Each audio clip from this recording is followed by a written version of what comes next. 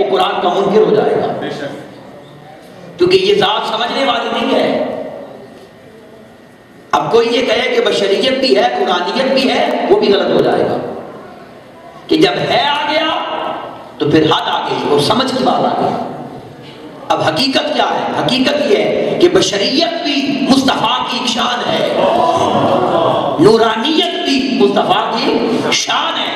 اب کوئی پوچھے کہ حقیقت میں کیا ہے تو بندہ ایک ہی جواب دیتا ہے، وہ معجزہ ہے اور اس کی حقیقت کبھی سمجھ نہیں آ سکتی۔ اسی لیے عاشقوں کے سردار تاجدار گولڈا پیر میر علی شاہ صاحب فرماتے ہیں، کوئی مصر نہیں ڈھولندی، چپ کر میرے علی اتھا جا نہیں بولندی۔ جو بولنے کی بات کرے وہ جاہل ہے، وہ سمجھا نہیں، اور جس کو سمجھ آ جائے وہ بولتا نہیں، وہ چپ کر جاتا ہے۔ سمجھ آ گئی یا نہیں؟ تم ذات خدا سے نہ جدا ہو نہ خدا ہو، اللہ ہی کو معلوم ہے کیا جانیے کیا۔ یہ ہمارے جاننے کی باتیں نہیں ہے، یہ اسی کے جاننے کی بات ہے، بس یہ ہے اصل عقیدہ۔ اب یہاں سے میں جس طرف آپ کو لے جانا چاہتا ہوں اس پر غور کریں ذرا، اور وہ یہ ہے کہ جب آقا علیہ السلام کی ذات اقدس معجزہ ہے، وہ سراپا معجزہ ہے، تو سر کے مبارک بالوں سے لے کر پاؤں کے مبارک ناخن تک وہ سارے کے سارا ہی معجزہ ہے۔ ٹھیک ہے یہ بات؟ ابھی جملے کو غور سے سنیے گا، جب وہ ساری کی ساری ذات معجزہ ہے تو ذہن نشین کر لیں، اب جو عمل اس ذات نے کیا، جو عمل اس ذات نے کیا، وہ عمل بھی صرف عمل نہیں رہتا، وہ عمل بھی معجزہ ہو جاتا۔ اس پر دلائل دیتا ہوں میں آپ کو، اور دوسرا جملہ بھی سن لیں، یہ تو کچھ نہیں ہے، اللہ کی عزت کی قسم، جو شے اور جو چیز محبوب سے منسوب ہو گئی، جس کی نسبت مصطفیٰ سے ہو گئی، تو چونکہ وہ خود سراپا معجزہ ہے، تو جس چیز کی نسبت مصطفیٰ سے ہو گئی، رب نے اس چیز کو بھی مصطفیٰ کا معجزہ بنا دیا۔ اب یہ بتانا چاہتا ہوں مضمون آپ کو، آپ مجھے بتائیے 1.25 لاکھ انبیاء میں سارے خوبصورت تھے یا نہیں؟ سارے حسین ہیں نا، سب پیارے ہیں، سب سونے ہیں، سب لاجواب ہیں۔ اس نے حسن یوسف پر پوری صورت اتاری ہے، اس نے واقعہ لکھا ہے کہ وہاں انگلیاں کٹ جاتی تھیں اور کسی کو سمجھ نہیں آتی تھی، پھل کٹ جاتے تھے، ٹھیک ہے یا نہیں؟ مگر ایمان سے بتائیے، حسن یوسف پر اس نے پوری صورت اتاری، مگر اس نے حسن یوسف کی قسم نہیں کھائی۔ کھائی قسم؟ پورے قرآن میں دکھا دیں کیوں نہیں کھائی؟ اس نے اس لیے نہیں کھائی کہ حسن یوسف ہے، وہ کمال حسن ہے، مگر وہ حسن معجزہ نہیں ہے، وہ حسن معجزہ نہیں ہے۔ اور جب یہ حسن مصطفیٰ کو ملا تو اس نے صرف حسن مصطفیٰ کی باتیں نہیں کی، اس نے فرمایا وَالضُّحَىٰ، اے معبود سب حسینوں کی صرف بات کرتا ہوں، اور جب تیرا حسن آ جاتا ہے تو تیرے حسن کی قسم اس لیے کھاتا ہوں کہ وہ صرف حسین تھے اور تیرا حسن بھی تیرا معجزہ ہے، تیرا حسن بھی تیرا۔ اب آپ پوچھیں کیسے ہے تو دلیل دیتا ہوں، پوچھئے جا کے حلیمہ سعدیہ سے رضی اللہ تعالیٰ عنہ، ان سے کسی نے پوچھا، ایک عورت پوچھنے لگی، حلیمہ تو آج کل بڑی امیر ہو گئی ہے، تیرے پاس بہت زیادہ پیسے آ گئے ہیں۔ وہ کہنے لگی کیا مطلب؟ ساری رات تو اپنا چراغ ہی نہیں بجھاتی، یہ پیسے اتنے کہاں سے لائی ہے؟ سیدہ حلیمہ سعدیہ مسکرا پڑی اور مسکرا کر فرماتی ہیں کہ جب سے اس شہزادے کو لائی ہوں نا، میں نے تو چراغ جلانا ہی چھوڑ دیا، میں نے تو چراغ جلانا ہی۔ وہ کہنے لگی یہ کیا مطلب ہے؟ تو حلیمہ سعدیہ نے فرمایا تجھے کیسے سمجھاؤں، کبھی رات کو آ کر دیکھ تو صحیح، میرے گھر میں چراغ کوئی نہیں جلتا، یہ مصطفیٰ کا چہرہ ہے جو چمکتا ہی اتنا ہے کہ میرا سارا گھر روشن ہو جاتا، میرا سارا گھر۔ اسی لیے تو علامہ اقبال نے بھی فرمایا تھا نا کہ رخ مصطفیٰ ہے وہ آئینہ، کہ اب ایسا دوسرا آئینہ، نہ کسی کی بزم خیال میں نہ دکان آئینہ احساس ہے۔ پوچھئے سیدہ ام المومنین سیدہ عائشہ صدیقہ رضی اللہ تعالیٰ عنہا سے پوچھئے، خوبصورت بات ہے، وہ کیا فرماتی ہیں؟ وہ فرماتی ہیں لوگوں سورج ایک نہیں ہے، سورج دو ہیں، اب یہ بات ماننے والی ہے؟ اگر میں کہوں آپ کہیں گے عجیب بات ہے. ام المومنین فرماتی ہیں سورج دو ہے. کسی نے پوچھا کون کون سا؟ آپ نے فرمایا لنا شمس وللآفاق شمس. ایک سورج وہ ہے جو ہمارا ہے اور ایک سورج وہ ہے جو کائنات کا ہے.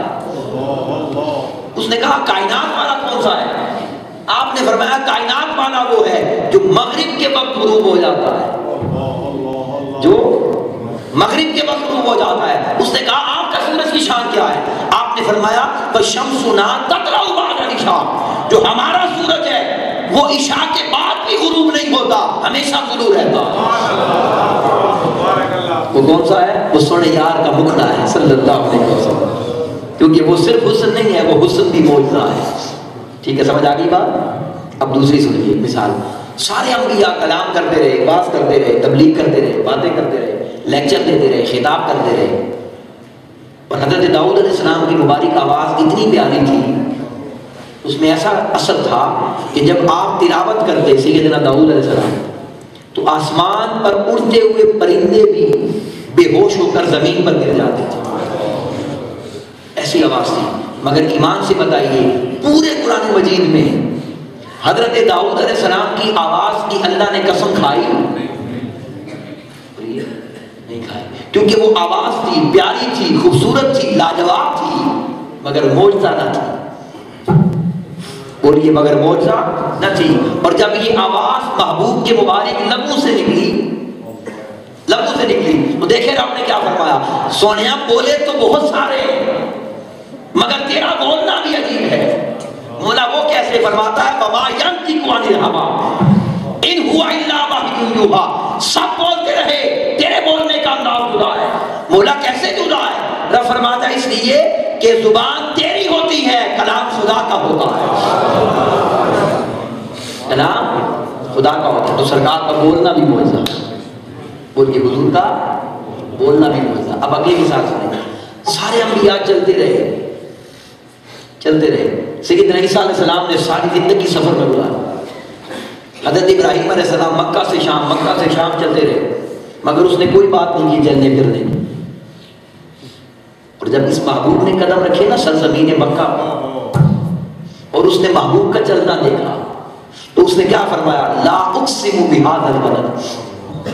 اے محبوب ہم شہر مکہ کی قسم کھا رہے ہیں. یا اللہ کس لیے؟ کعبہ ہے جہاں. میں نہیں، کعبہ تو پہلے بھی تھا. وَأَنْتَ حِلٌّ بِهَذَا الْبَلَدِ. تیرا چلنا ایسا ہے کہ چلنے کی بات کیا کرے. تو جس زمین پر قدم رکھ لیتا ہے ہم اس زمین کی بھی قسم کھاتے ہیں. ہم اس زمین کی بھی. تو آپ ذرا سوچیں تو صحیح وہ چلنا کیسا ہوگا کہ اللہ اس زمین کی بھی قسم کھاتا ہے.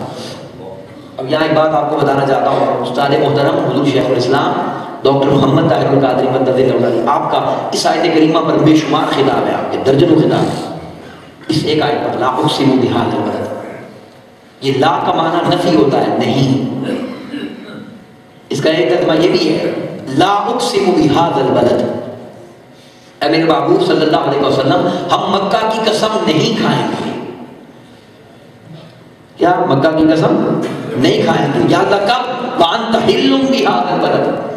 جب تو ہجرت کر کے مدینہ چلا جائے گا نا پھر مکہ کی قسم کس نے کھانی؟ پھر ہم مدینے کی قسم کھائیں گے.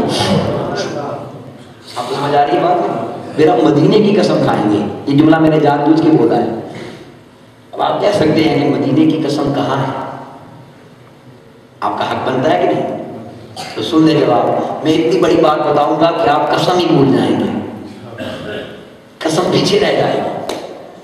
جب حضور مکہ میں چلے تو اللہ نے صرف قسم کھائی، اور جب یہ محبوب مدینے میں جا کر چلے گا تو اللہ نے فرمایا محبوب صرف قسم نہیں کھاتے، اعلان کر دے.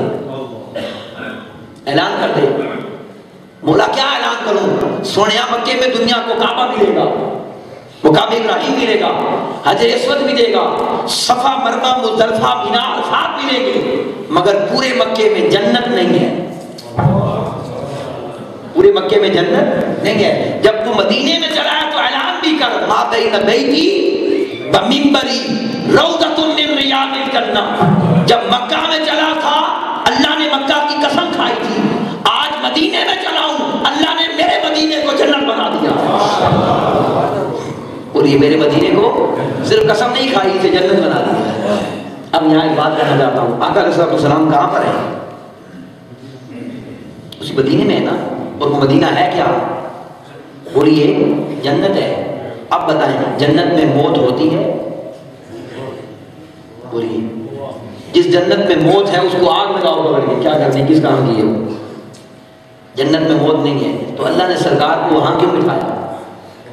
اس لیے کہ اس نے کہا ہے پاکستانی اگر تجھے پاکستان میں رہ کر سمجھ نہیں آتی نا، اور تجھے اللہ مدینے آنے کی توفیق دے دے، تو ادھر آ کر جب دیکھ کر جائیں تو عقیدہ بدل کے جائیں کہ تو زندہ ہے بندہ۔ سیدی اعلیٰ حضرت مجدد دین و ملت امام احمد رضا خان بریلوی رحمۃ اللہ تعالی علیہ کیا خوب فرمایا، تو زندہ ہے بندہ، تو زندہ ہے بندہ، میری چشم آدم سے چھپ جانے والا۔ مدینے میں رکھا ہے اس لیے، اور اسے جنت بنایا ہے۔ اب یہاں ایک مثال اور دینا چاہتا ہوں جو قیمتی ہے، ایک حدیث پاک ہے، آقا علیہ السلام نے فرمایا ہے کہ جب قیامت نزدیک آئے گی تو ایمان اس طرح سمٹ کر مدینے میں آ جائے گا جیسے سانپ اپنی بل میں چلا جاتا ہے۔ یہ حدیث پاک ہے، اب سنیے غور سے۔ حضور شیخ الاسلام ڈاکٹر محمد طاہر القادری مدد اللہ علیہ فرماتے ہیں کہ میں نے بہت سوچا کہ اللہ نے اس ایمان کو مکے میں پناہ کیوں نہیں دی، مکے میں پناہ کیوں نہیں دی، اسے مدینے میں کیوں دی؟ اب یہ تشریح ہے، اسے حدیث نہ سمجھیے گا۔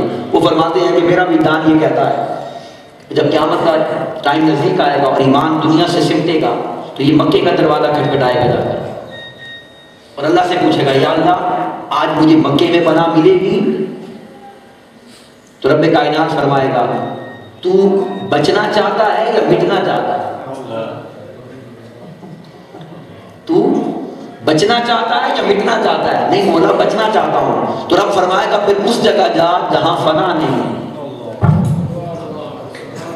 پھر اس جگہ جا جہاں فنا۔ مولا وہ کون سی جگہ ہے؟ وہ جنت ہے۔ وہ کیا ہے؟ جنت ہے۔ مولا دنیا میں بھی ہے کہیں جنت؟ ہاں چلا جا یار کے قدموں میں۔ آج ساری دنیا تباہ ہو جائے گی مگر سونے کا مدینہ تباہ نہیں کروں گا، وہ تو ہے ہی جنت، اسے اٹھا کر جنت میں لے جاؤں گا۔ آپ بتائیے ایمان کی پناہ کہاں ہے؟ اللہ کی عزت کی قسم اس ایمان کی پناہ مکے میں نہیں ہے، اس ایمان کی پناہ مصطفیٰ کی چادر کے سائے میں ہے صلی اللہ علیہ وسلم۔ اسی لیے سیدی اعلیٰ حضرت نے فرمایا جو تیرے در سے یار پھرتے ہیں،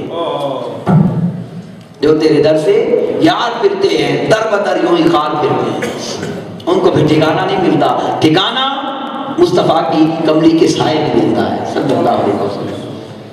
اب سنیے اس سے اگلی بات، اگر ایک بندہ سو رہا ہو تو سو جائے تو اس کے سونے کی بھی کوئی قصیدے پڑے گا؟ آپ کہیں گے سو گیا تو چھوڑو یار، ہمارا سونا کوئی معنی نہیں رکھتا، مگر جب محبوب کملی اوڑھ کر سوئے نا تو اللہ نے بلا لیا جبرائیل کو، جبرائیل دیکھ تو صحیح سونا کتنا پیارا لگ رہا تھا۔ بولا یہ تو سوئے ہوئے ہیں، اللہ نے فرمایا خبردار سوئے ہوئے ہیں، ہے کون؟ یہ سونا بھی تو مصطفیٰ کا ہے نا، جا قرآن لے جا، ہم مصطفیٰ کے سونے کو بھی اپنا قرآن بناتے ہیں۔ یا ایھا المزمل یا ایھا المدثر، اے کملی اوڑھ کر سونے والے تیرا رب تجھے سوتے ہوئے بھی دیکھتا ہے۔ کیوں؟ اب جملہ سنیں، میرے محبوب کا سونا بھی معجزہ ہے۔ بولیے میرے محبوب کا، اب آپ پوچھیں وہ کیسے؟ تو مثال دیتا ہوں۔ ایک دن صبح صبح آقا علیہ السلام اٹھے، نیند سے بیدار ہوئے اور بغیر وضو کے جماعت کروا دی۔ ہے کسی کی ضرورت کے بغیر وضو جماعت کروائے؟